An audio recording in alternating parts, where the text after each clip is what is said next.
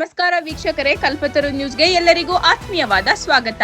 ಕೋಣನಕುರಿಕೆ ಗ್ರಾಮದಲ್ಲಿ doctor B R Ambedkar ಯುವಕರ ಬಳಗದವರು ಮತ್ತು ದಲಿತ ಪರ ಸಂಘಟನೆಗಳ ಒಕ್ಕೂಟದ ವತಿಯಿಂದ ನಡೆದ 135ನೇ ಡಾಕ್ಟರ್ ಬಿಆರ್ ಅಂಬೇಡ್ಕರ್ ಹಾಗೂ 119ನೇ ಡಾಕ್ಟರ್ ಬಾಬು ಜಗಜೀವನ ರಾಮ್ ಜಯಂತ್ಯೋತ್ಸವದ ಅಂಗವಾಗಿ ಈ ಕಾರ್ಯಕ್ರಮದಲ್ಲಿ ಅಧ್ಯಕ್ಷತೆ ವಹಿಸಿಕೊಂಡಿದ್ದ ಭೀಮಯ್ಯ ಎಸ್ ಮಾಜಿ ಗ್ರಾಮ ಪಂಚಾಯಿತಿ ಸದಸ್ಯರು ಹಾಗೂ ಗಣ್ಯರು ದೀಪ ಬೆಳಗಿಸಿ ಬಹಳ ಅದ್ದೂರಿಯಾಗಿ ಈ ಕಾರ್ಯಕ್ರಮ ನೆರವೇರಿಸಿದರು.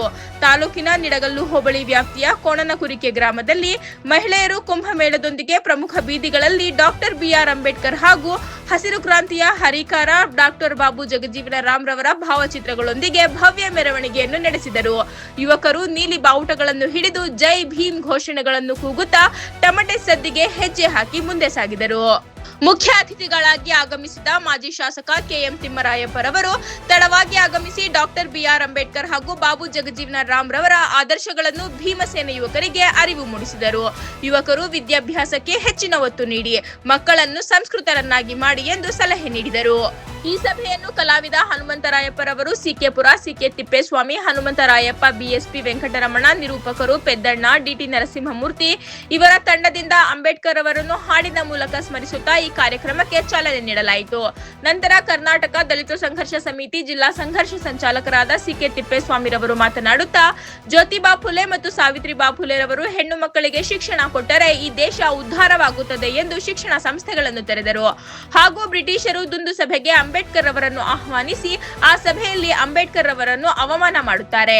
ಅದೇ ಒಂದು ಶಾಪ ನಮಗೆ. ಅವರು ಒಟ್ಟಿನಲ್ಲಿ ಶಿಸ್ತಿನ ಸಿಪಾಯಿ ಇದ್ದಾಗ ಅವರು ಅಗರ್ಭ ಶ್ರೀಮಂತರಲ್ಲ, ಸಹ ಬಡವ. ಆದರೆ ಸ್ವಾಭಿಮಾನ ಅಂತ ಬಂದರೆ ಇಡೀ ಪ್ರಪಂಚದಲ್ಲಿ ಅತ್ಯಂತ ಶ್ರೀಮಂತ ವ್ಯಕ್ತಿ ಡಾಕ್ಟರ್ ಬಾಬಾ ಸಾಹೇಬ್ ಅಂಬೇಡ್ಕರ್, ವಿಶ್ವವೇ ಮೆಚ್ಚಿದ ಮಹಾನ್ ನಾಯಕ ಡಾಕ್ಟರ್ ಬಿಆರ್ ಅಂಬೇಡ್ಕರ್ ಮತ್ತು ಹಸಿರು ಕ್ರಾಂತಿಯ ಹರಿಕಾರ ಡಾಕ್ಟರ್ ಬಾಬು ಜಗಜೀವನ್ ರಾಮ್ ರವರ ಜಯಂತ್ಯೋತ್ಸವ ದೇಶದಾದ್ಯಂತ ನಡೆಯುವ ದಲಿತರ ಹಬ್ಬ ಎಂದರು. ಈ ಕಾರ್ಯಕ್ರಮವನ್ನು ಬಹಳ ಅಚ್ಚುಕಟ್ಟಾಗಿ ನಡೆಸಿಕೊಂಡು ಬಂದಂತಹ ಅಂಬೇಡ್ಕರ್ ಯುವಕರ ಅಭಿಮಾನಿ ಬಳಗದ ವತಿಯಿಂದ ಇವರಿಗೆ ಅಭಿನಂದನೆಗಳನ್ನು ತಿಳಿಸುತ್ತೇನೆ. ಈ ಕಾರ್ಯಕ್ರಮವನ್ನು ಬಹಳ ಅಚ್ಚುಕಟ್ಟಾಗಿ ನಡೆಸಿಕೊಂಡು ಬಂದಂತಹ ಅಂಬೇಡ್ಕರ್ ಯುವಕರ ಅಭಿಮಾನಿ ಬಳಗದ ವತಿಯಿಂದ ಇವರಿಗೆ ಅಭಿನಂದನೆಗಳನ್ನು ತಿಳಿಸುತ್ತೇನೆ. ಈ ಕಾರ್ಯಕ್ರಮದಲ್ಲಿ ಹಿಂದೆ ನಡೆಸಿರುವ ಜಯಂತಿಗಳಲ್ಲಿ ಹಣ ಉಳಿಸಿದ್ದಾರೆ. ಇದು ಹೆಣ್ಣು ಮಕ್ಕಳು ಕಲಿಸಿಕೊಟ್ಟಿರುವ ಪಾಠ. ಬಂಧುಗಳೇ, ಡಾಕ್ಟರ್ ಬಿಆರ್ ಅಂಬೇಡ್ಕರ್ ಅವರ 135ನೇ ಜಯಂತ್ಯೋತ್ಸವ ಹಾಗೂ ಹಸಿರು ಕ್ರಾಂತಿಯ ಹರಿಕಾರ ಬಾಬು ಜಗಜೀವನ್ ರಾಮ್ ರವರ 119ನೇ ಜಯಂತ್ಯೋತ್ಸವ ಕಾರ್ಯಕ್ರಮವನ್ನು ಕೋಣನಕುರಿಕೆ ಗ್ರಾಮದಲ್ಲಿ ನಡೆಸಿಕೊಟ್ಟಿದ್ದಾರೆ. ಈ ಕಾರ್ಯಕ್ರಮವನ್ನು ಈ ಗ್ರಾಮದಲ್ಲಿ ಅಲ್ಲ, ಪಾವಗಡ ತಾಲೂಕಿನಲ್ಲಿ ಅಲ್ಲ, ಇಡೀ ನಮ್ಮ ದೇಶದಲ್ಲಿ ಕಾರ್ಯಕ್ರಮಗಳು ನಡೆದುಕೊಂಡು ಹೋಗುತ್ತವೆ. ಗಾಂಧಿ ಜಯಂತಿ ಮಾಡಿದರೆ ಅವತ್ತಿನ ದಿನ ಜಯಂತಿ ಮಾಡಿ ಮುಗಿಸುತ್ತಾರೆ. ಆದರೆ ಅಂಬೇಡ್ಕರ್ ಅವರ ಜಯಂತಿಯನ್ನು ನಿರಂತರವಾಗಿ ಒಂದಲ್ಲ ಒಂದು ಕಡೆ 365 ದಿನಗಳು ಭೀಮಸೇನೆ ಯುವಕರು ಜಯಂತಿಗಳು ನಡೆಸಿಕೊಂಡು ಬರುತ್ತಾರೆ ಎಂದು ತಿಳಿಸಿದರು.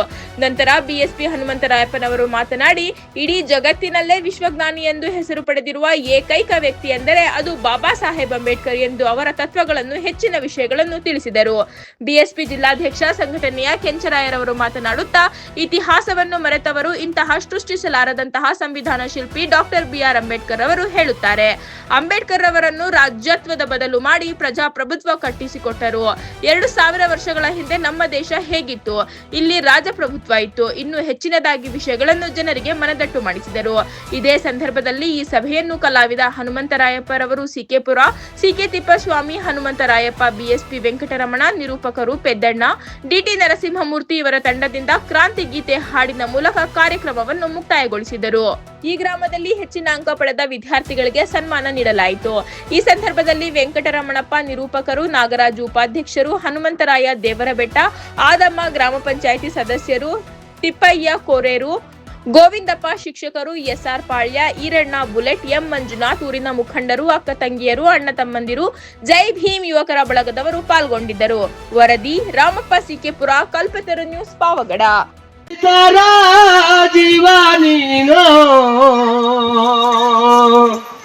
ನಿನ್ನನ್ನು ಪಡೆದಂತ ದಲಿತಾರೋ ಧನ್ಯಾರೋ, ನಿನ್ನನ್ನು ಪಡೆದಂತ ದಲಿತಾರೋ ಧನ್ಯಾರೋ, ನಿನ್ನನ್ನು ಪಡೆದಂತ ದಲಿತಾರೋ ಧನ್ಯಾರೋ.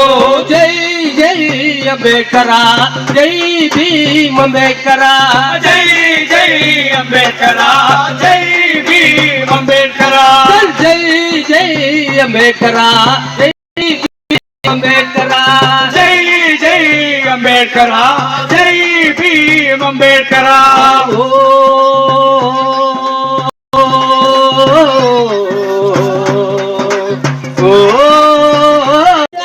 ಭಾಗ್ಯವು ನೀನದೆ ಬಡವರ ಬಾಳಿನ ಭಾಗ್ಯವು ನೀನದೆ ಬಡವರ ಬಾಳಿನ ಭಾಗ್ಯವು ಬಡವರ ಬಾಳಿನ ಭಾಗ್ಯವು ನೀನದೆ ದಲಿತರ ನೋವಿನ ಕೂಗಿನ ಧ್ವನಿಯಾದೆ ದಲಿತರ ನೋವಿನ ಕೂಗಿನ ಧ್ವನಿಯಾದೆ.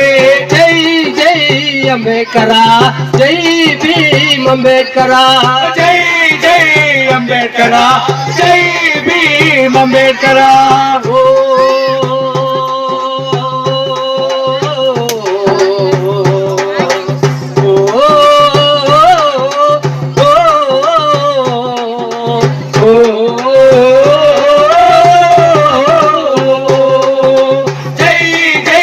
ಅಂಬೇಡ್ಕರ ಜೈ ಭೀಮ್ ಅಂಬೇಡ್ಕರ ಜೈ ಜೈ ಅಂಬೇಡ್ಕರ ಜೈ ಭೀಮ್ ಅಂಬೇಡ್ಕರ.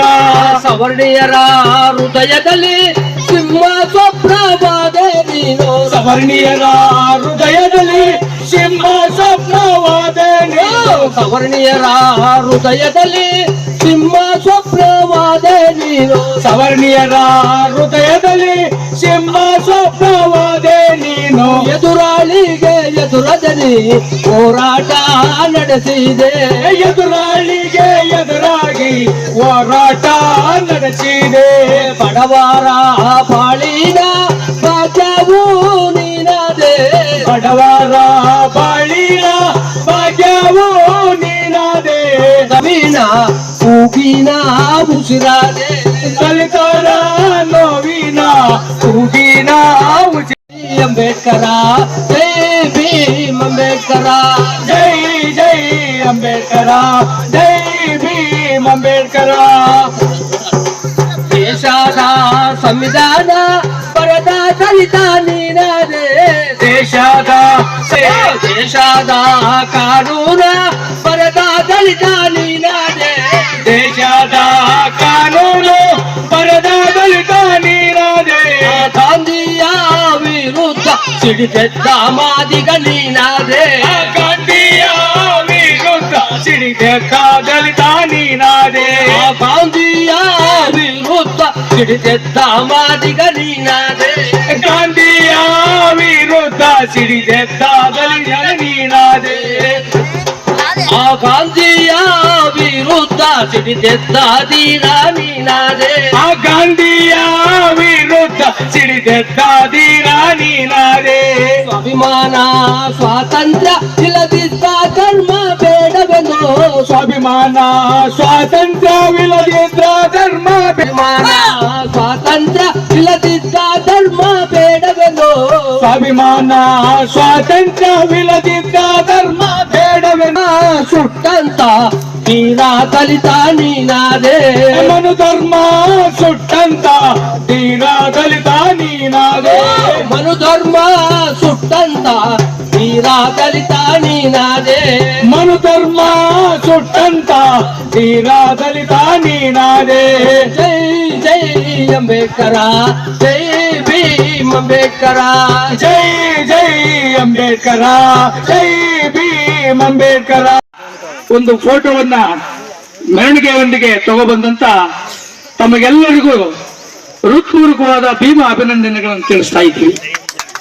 ಅದೇ ರೀತಿ ಈ ಕಾರ್ಯಕ್ರಮವನ್ನ ತುಂಬಾ ಅಚ್ಚುಕಟ್ಟಾಗಿ ನಡೆಸ್ಕೊಂಡು ಬಂದಿರತಕ್ಕಂತ ಬ್ಲೂ ಬಾಯ್ಸ್ ಇಲ್ಲಿನ ಭೀಮ ಸೇನಾನಿಗಳಿಗೆ ನಾನು ಮೊದಲನೇದಾಗಿ ಅಭಿನಂದನೆಗಳನ್ನು ತಿಳಿಸ್ತಾ ಇದ್ದೀನಿ.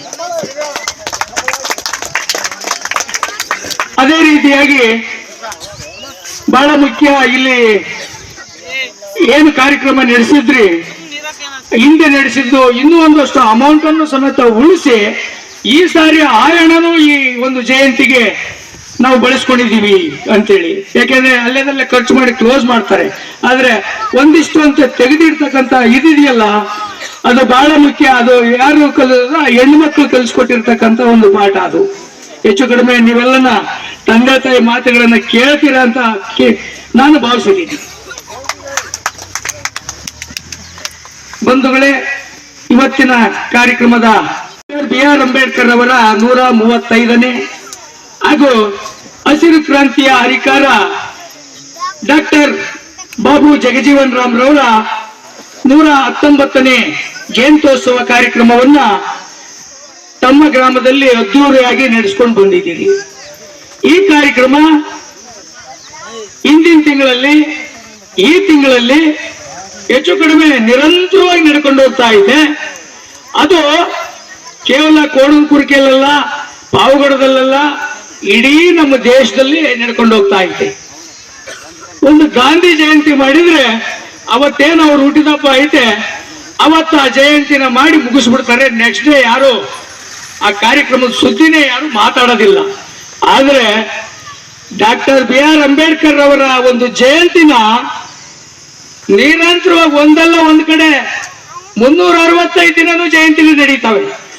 ಆ ರೀತಿ ಜಯಂತಿಗೆ ಭಾಜನರಾದಂತ ಒಬ್ಬ ಏಕೈಕ ವ್ಯಕ್ತಿ ಅಂದ್ರೆ ಅದು ಡಾಕ್ಟರ್ BR ಅಂಬೇಡ್ಕರ್ ಅವರು.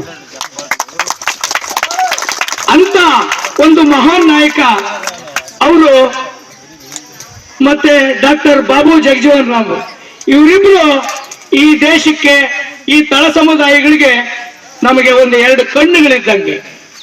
ನಾವು ನಮ್ಮ ಕಣ್ಣುಗಳನ್ನ ಯಾವ ರೀತಿ, ನಮ್ಗೆ ಯಾವ ಕಣ್ಣು ಮುಖ್ಯ, 2 ಕಣ್ಣು ಮುಖ್ಯನೇ. ಹಾಗಾಗಿ ಈ ದೇಶಕ್ಕೆ, ಈ ಸಮುದಾಯಕ್ಕೆ ಆ ಪುಣ್ಯಾತ್ಮರಿಬ್ರು 2 ಕಣ್ಣುಗಳಿದ್ದಂಗೆ. ಅವರು ಬಾಬಾ ಸಾಹೇಬ್ ಅಂಬೇಡ್ಕರ್ ಅವರು ನಮಗೆ ಸಂವಿಧಾನವನ್ನು ಕೊಟ್ಟರು. ಡಾಕ್ಟರ್ ಬಾಬು ಜಗಜೀವನ್ ರಾಮ್ ರವರು ಅವರು ಸಂವಿಧಾನದಲ್ಲಿ ನಮಗೆ ಏನು ಹಕ್ಕುಗಳನ್ನ ಅಳವಡಿಸಿದ್ದಾರೆ, ಆ ಹಕ್ಕುಗಳನ್ನ ಅವರು ಏನು ಪ್ರಜಾಪ್ರಭುತ್ವ ಬಂತು, ಆ ಪ್ರಜಾಪ್ರಭುತ್ವದಲ್ಲಿ ಅವರು ಅಂದ್ರೆ ತುಂಬಾ ನಿರಂತರವಾಗಿ ಸುಮಾರು 31 ವರ್ಷಗಳ ಕಾಲ ಅವರು ಪದವಿನಲ್ಲಿ ಇದ್ದುಕೊಂಡು ಕೆಲಸ ಮಾಡಿದಂಥವ್ರು. ಅವರು ಯಾವುದೇ ಖಾತೆ ಕೊಟ್ಟರು ಹಿಂದಕ್ಕೆ ನೋಡ್ತಿರ್ಲಿಲ್ಲ. ಜನಗಳ ನಾಡಿ ಮಿಡಿತ ಗೊತ್ತಿತ್ತು, ಜನಗಳ ಹಸಿವು ಗೊತ್ತಿತ್ತು, ಬಡತನ ಗೊತ್ತಿತ್ತು. ಅದಕ್ಕಿಂತ ಬಹಳ ಮುಖ್ಯವಾಗಿ ಅಸ್ಪೃಶ್ಯತೆ ಅಂದ್ರೆ ಏನು ಅಂತ ಗೊತ್ತಿತ್ತು. ಇವೆಲ್ಲವನ್ನು ತಲೆಯಲ್ಲಿ ಇಟ್ಕೊಂಡಂತ ಬಾಬು ಜಗಜೀವನ್ ರಾಮ್ ರವರು ಏನವರು ಕೃಷಿ ಮಂತ್ರಿ ಆಗಿದ್ದಂತ ಸಂದರ್ಭದಲ್ಲಿ ಕೆಲವು ಮುದುಕರಿಗೆ ಗೊತ್ತಿದೆ, ಏನು ಬೇರೆ ದೇಶದಿಂದ ಯಾವುದೋ ಆಗ ಸಮೃದ್ಧಿಯಾಗಿ ಬೆಳೆ ಆಗ್ತದೆ. ಆ ಕಾರಣದಿಂದಲೇ ಡಾಕ್ಟರ್ ಬಾಬು ಜಗಜೀವನ್ ರಾಮ್ ರವರನ್ನ ನಾವು ಹಸಿರು ಕ್ರಾಂತಿಯ ಹರಿಕಾರ ಅಂತ ಕರಿತೀವಿ ಬಂಧುಗಳೇ. ಹಾಗಾಗಿ ಇನ್ನು ಅವರ ಬಾಲ್ಯ, ಯೌವನ, ವಿದ್ಯಾಭ್ಯಾಸ ಅದನ್ನ ನಿರಂತರವಾಗಿ ನಾವು ನಿಮ್ಮ ಜೊತೆ ಎಲ್ಲ ಮಾತಾಡ್ಕೊಂಡು ಬಂದಿದ್ದೀವಿ. ಆದ್ರೆ ಬಹಳ ಮುಖ್ಯವಾಗಿ ನಾವು ಕಲಿಬೇಕಾಗಿರೋದು ಸಂವಿಧಾನ ಎಷ್ಟು ಮುಖ್ಯ, ನಮಗೆ ಸಂವಿಧಾನ ನಮಗೆ ಏನ್ ಕೊಟ್ಟಿದೆ, ನಾವು ಅದನ್ನ ಅಳವಡಿಸ್ಕೊಂತ ಇದ್ದೀವ, ಆ ಕಾನೂನುಗಳನ್ನ ನಾವು ಪಾಲನೆ ಮಾಡ್ತಿದ್ದೀವ. ಸಂವಿಧಾನ ಬಂದ್ಮೇಲೆ ಅಸ್ಪೃಶ್ಯತೆ ಮೊದಲು ಹೆಂಗಿತ್ತು, ಈಗ ಹೆಂಗಿದೆ, ಆಮೇಲೆ ವಿದ್ಯಾಭ್ಯಾಸ ಹೆಂಗಿತ್ತು, ಇವತ್ತು ಹೆಂಗಿದೆ. ಯಾಕಂದ್ರೆ ಈ ಸಾರಿ ಬಹಳಷ್ಟು ಜನ ಮಕ್ಕಳು SLC ನಲ್ಲಿ, PUC ನಲ್ಲಿ ಒಳ್ಳೊಳ್ಳೆ ಡಿಸ್ಟಿಂಕ್ಷನ್ ರ್ಯಾಂಕ್ ಅನ್ನ ಪಡೆದಿದ್ದಾರೆ. ಜನ ರೋಡಲ್ಲಿ ನಿಂತ್ಕೊಂಡು ಕಲ್ಲುಗಳು ತಗೊಂಡು ಹೊಡಿತಾರೆ, ಸಗಣಿ ತಗೊಂಡು ಹಾಕ್ತಾರೆ, ಗಲೀಜು ಎಲ್ಲ ಮೇಲೆ ಹಾಕ್ತಾರೆ. ಅವಮ್ಮ ಅದನ್ನೆಲ್ಲ ಹಾಕಿದ್ರು ತಲೆ ಕೆಡಿಸ್ಕೊಳ್ತಿರ್ಲಿಲ್ಲ.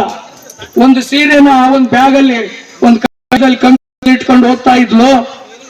ಹತ್ರ ಹೋದ ತಕ್ಷಣ ಅದನ್ನ ತೆಗೆದು ಉಟ್ಕೊಂಡಿದ್ಲು. ಗಲೀಜಿನ ಕಳ್ಳೆ ಮೇಲೆ ಒಣಗಾಕ್ತಾ ಇದ್ಲು. ಮತ್ತೆ ಹೋಗ್ಬೇಕಾದ್ರೆ ಅದನ್ನೇ ಉಟ್ಕೊಂಡು ಹೋಗ್ತಾರೆ. ಯಾಕೆಂದ್ರೆ ಮತ್ತೇನೋ ಹಾಕ್ತಾರೆ, ಕಲ್ಲುಗಳು ಹಾಕಿದ್ದಾರೆ, ಸಗಣಿ ತಗೊಂಡೋಗಿದ್ರೆ ಗಲೀಜೆಲ್ಲ ಮೇಲೆ ಹಾಕವ್ರೆ. ಯಾರಿಗಾದ್ರೂ ನಿಮ್ಗೆ ಆ ತರ ಕಷ್ಟ ಕೊಟ್ರು ನೀವು ಸ್ಕೂಲ್ಗೆ ಹೋಗ್ತೀರಾ? ಯಾರನ್ನ ಒಬ್ಬರು ಚುಡಾಯಿಸಿದ್ರು ಅಂದ್ರೆ ಸಾಯಂಕಾಲ ಅಲ್ಲೇ ಗಲಾಟೆಗಳಾಗ್ತವೆ.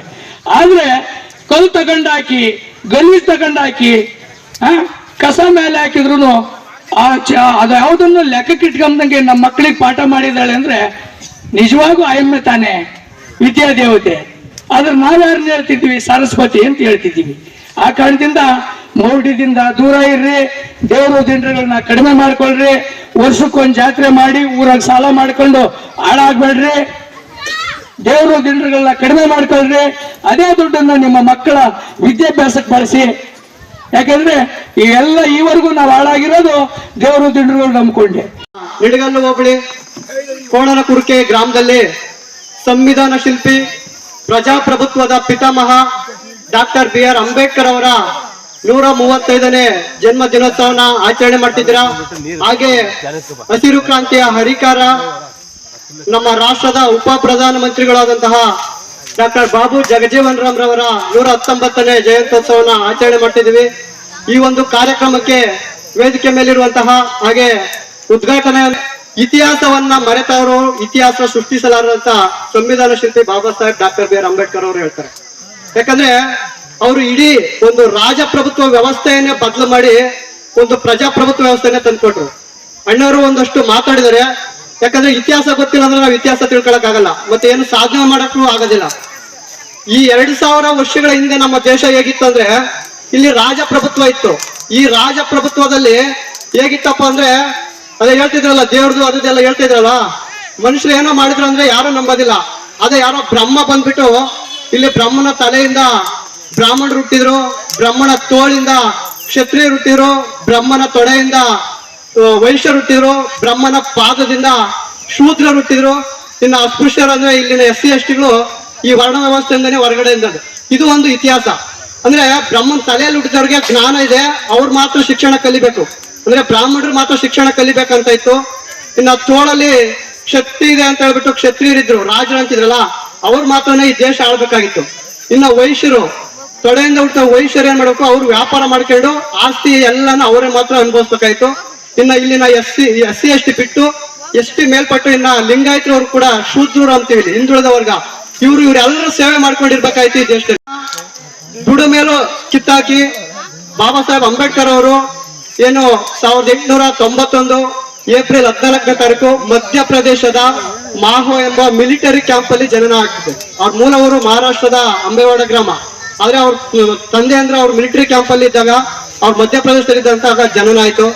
ಅಲ್ಲಿ ತುಂಬಾ ಬಡತನದಲ್ಲಿ ಬೆಳೆದಂತಹ ಹುಟ್ಟಿದಂತಹ ಬಾಬಾ ಸಾಹೇಬ್ ಅಂಬೇಡ್ಕರ್ ಅವರು ಶಾಲೆಗೆ ಸೇರಿದಾಗ ಸ್ಕೂಲ್ ಅಲ್ಲಿ ಒಳಗಡೆಕೆನೆ ಬಿಟ್ಕೊಳ್ತಿರ್ಲಿಲ್ಲ. ಸ್ಕೂಲ್ ಹೊರಗಡೆ ಓದ್ತಾ ಇದ್ರು.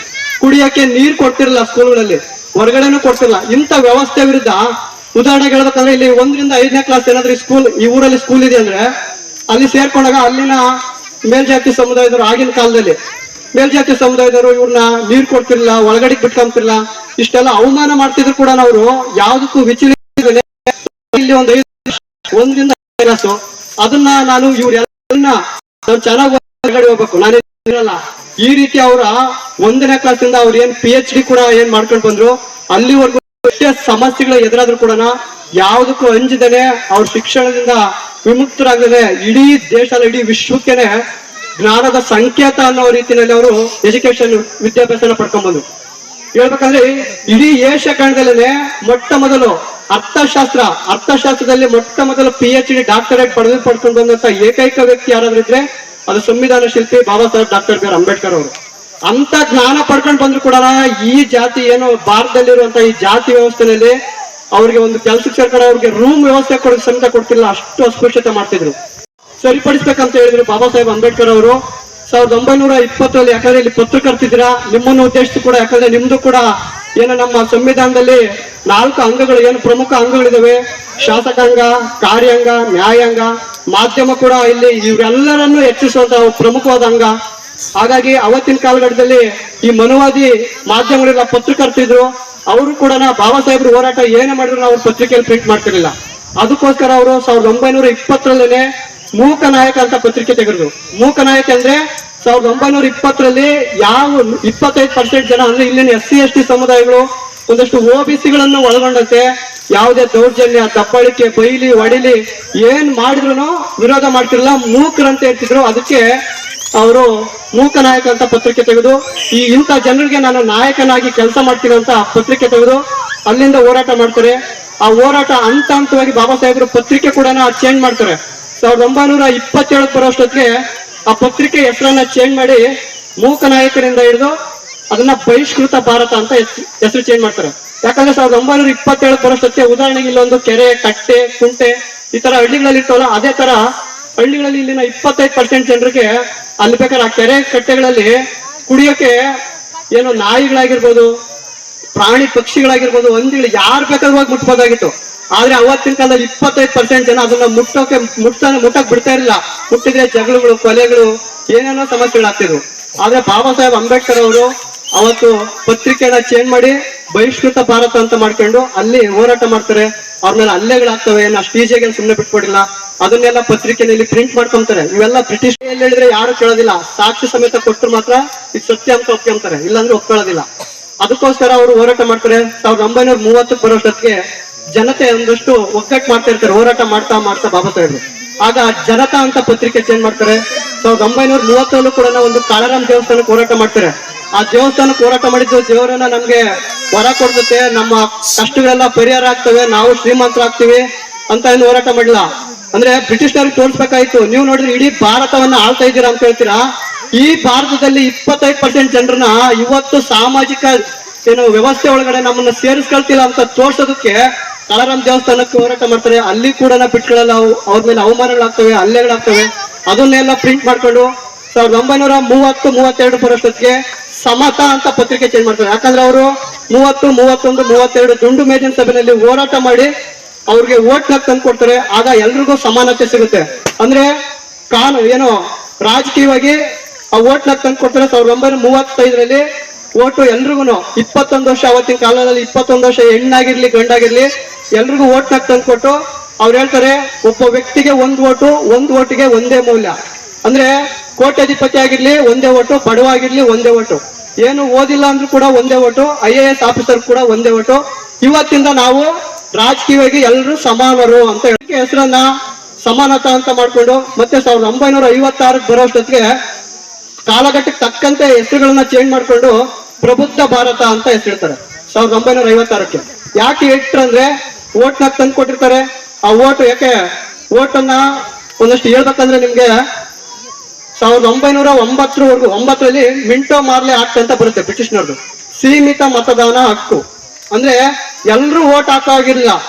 ಯಾರು ಅವತ್ತು ಡಿಗ್ರಿ ಮಾಡ್ಕೊಂಡಿದ್ರು ಅವ್ರು ಮಾತ್ರನೇ ಓಟ್ ಹಾಕ್ಬೇಕಾಯ್ತು. ಯಾರು 100 ಎಕರೆ 1000 ಎಕರೆ ಜಮೀನ್ ಕಟ್ಕೊಂಡಿದ್ರು ಅವ್ರು ಮಾತ್ರನೇ ಓಟ್ ಹಾಕ್ಬೇಕಾಯ್ತು.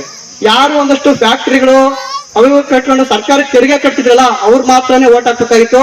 ಇನ್ನ ಮಿಕ್ಕಂತವ್ರು ಯಾರಿಗೂ ಓಟ್ನ ಅವಕಾಶ ಇರ್ಲಿಲ್ಲ. ಆದ್ರೆ ಬಾಬಾ ಸಾಹೇಬ್ ಅಂಬೇಡ್ಕರ್ ಅವರು ಪ್ರಜಾಪ್ರಭುತ್ವ ವ್ಯವಸ್ಥೆ ತರ್ಬೇಕಂತ ಹೇಳ್ಬಿಟ್ಟು ಓಟ್ ಹಕ್ಕನ್ನ ತಂದುಕೊಟ್ಟು ಅವ್ರು ಹೇಳ್ತಾರೆ ಈ ಜನರಿಗೆ, ಇಷ್ಟು ದಿನ ಈ ರಾಜ್ಯವನ್ನ ಆಳ್ತಿದ್ರು. ಯಾರು ಆಳ್ತಿದ್ರು ಅಂದ್ರೆ ಈ ಒಂದು ಅರಮನೆಯಲ್ಲಿ ಹುಟ್ಟಿದ್ರಂತಲ್ಲ, ರಾಣಿ ಗರ್ಭದಲ್ಲಿ ಹುಟ್ಟಿದ್ರಲ್ಲ ಅವರು ಈ ದೇಶವನ್ನ ಆಳ್ತಾ ಇದ್ರು. ಆದ್ರೆ ಇವತ್ತಿಂದ ಈ ರಾಣಿ ಗರ್ಭಕ್ಕೆ ಆಪರೇಷನ್ ಮಾಡಿದೀನಿ, ಇನ್ ಮುಂದೆ ರಾಣಿ ಗರ್ಭದಲ್ಲಿ ರಾಜ ಹುಟ್ಟಲ್ಲ, ಈ ದೇಶ ಆಳ್ತಂತವ್ರು. ನೀವು ಓಟ್ ಹಾಕ್ತಿರಲ್ಲ, 21 ವರ್ಷ ಆಗಿರ್ಲಿ, ಹೆಣ್ಣಾಗಿರ್ಲಿ ಗಂಡಾಗಿರ್ಲಿ, ನೀವು ಓಟು ಮತಪೆಟ್ಟಿಗೆ, ಅವತ್ತಿನ ಮತಪೆಟ್ಟಿಗೆನಲ್ಲಿ ನೀವು ಯಾರು ಓಟ್ ಹಾಕಿ ಗೆಲ್ಸ್ಕೊಂತೀರೋ ಅವರು ಈ ದೇಶ ಆಳುವಂತ ರಾಜ ಹುಟ್ಟುತ್ತಾನೆ, ಜನರು ಹುಟ್ಟುತ್ತಾರೆ. ಅದನ್ನು ಕೂಡ ಅವತ್ತಿನ ಕಾಲಘಟ್ಟದಲ್ಲಿ ಕಾಂಗ್ರೆಸ್ ಅಂಡ್ ಗಾಂಧಿ ಹೇಳಲೇಬೇಕು. ಯಾರಾದ್ರೂ ಬೇಜಾರಾಗ್ಲಿ, ಕಾಂಗ್ರೆಸ್ ಬೇಜಾರಿಲ್ಲ. ಯಾಕಂದ್ರೆ ಇತಿಹಾಸನ ನಾವು ಹೇಳಲೇಬೇಕಾಗುತ್ತೆ. ಅವತ್ತು ತುಂಬಾ ಅವ್ರಿಗೆ ಅವಮಾನ ಮಾಡ್ತಾರೆ, ತಡೆಯಕ್ಕೆಲ್ಲ ಪ್ರಯತ್ನ ಮಾಡ್ತಾರೆ. ಆದ್ರೆ ಬಾಬಾ ಸಾಹೇಬ್ರು ಬ್ರಿಟಿಷ್ನರ್ಗೆ ತುಂಬಾ ಅಚ್ಚುಕಟ್ಟಾಗಿ ಅವ್ರಿಗೆ ಇದೆಲ್ಲ ಹೋರಾಟ ಮಾಡಿದ್ರಲ್ಲ 27 ಮತ್ತೆ 30 ಕಾಳಾರಾಮ್ ದೇವಸ್ಥಾನಕ್ಕೆ ಕೆರೆ ಹೋರಾಟ, ಮಾಡಿಕೆರೆ ಹೋರಾಟ, ಇದನ್ನೆಲ್ಲ ಹೇಳಿ 2 ಓಟ್ ಹಾಕ ತಂದ್ಕೊಟ್ಟು ಅವ್ರು ಹೇಳ್ತಾರೆ, ನಿಮ್ಗೆ ನಿಮ್ ಪರವಾಗಿ ಯಾರು ಮುಂಚೆ ಏನಂದ್ರೆ ಬರೇ ಆ ರಾಜನ ಸುಖ ಶಾಂತಿ ಸಂತೋಷ ಅಲ್ಲಿ ಕಾಲಾಡಿದ್ರ ಅವ್ರ ಜೀವನ ಮಾತ್ರ ನೋಡ್ಕೊಂತಿದ್ರು. ಈ ತರ ಹಳ್ಳಿಗೆ ಯಾರು ಬರ್ತಾ ಇರ್ಲಿಲ್ಲ. ಈ ಓಟನ್ನ ಯಾಕೆ ವಿರೋಧ ಮಾಡಿದ್ರಂದ್ರೆ ಇಷ್ಟು ದಿನ ಯಾರು ಸೀಮಿತ ಯಾರ್ಯಾರು ಬೇಕು ಅವ್ರು ಮಾತ್ರ ಡಿಗ್ರಿ ಓದಿರೋರು, ತೆರಿಗೆ ಕಟ್ಟಿತ್ತಂತರು, ಈ ಜಮೀನ್ದಾರು ಓಟ್ ಹಾಕ್ಬೇಕಾಯ್ತು. ಅವ್ರು ಯಾರನ್ನು ಕೇಳ್ತಿಲ್ಲ, ಇಂಥವ್ರನ್ನ ಆಯ್ಕೆ ಮಾಡ್ಬೇಕಂದ್ರೆ ಆಯ್ಕೆ ಮಾಡೋರು. ಡಾಕ್ಟರ್ BR ಅಂಬೇಡ್ಕರ್ ಅವರ ಮತ್ತು ಬಾಬು ಜಗಜೀವನರಾಮರವರ ಜಯಂತಿಯನ್ನ ಅಚ್ಚುಕಟ್ಟಾಗಿ ಆಯೋಜನೆ ಮಾಡಿದ್ದೇವೆ. ಇದಕ್ಕೆಲ್ಲ ಈ ಗ್ರಾಮದ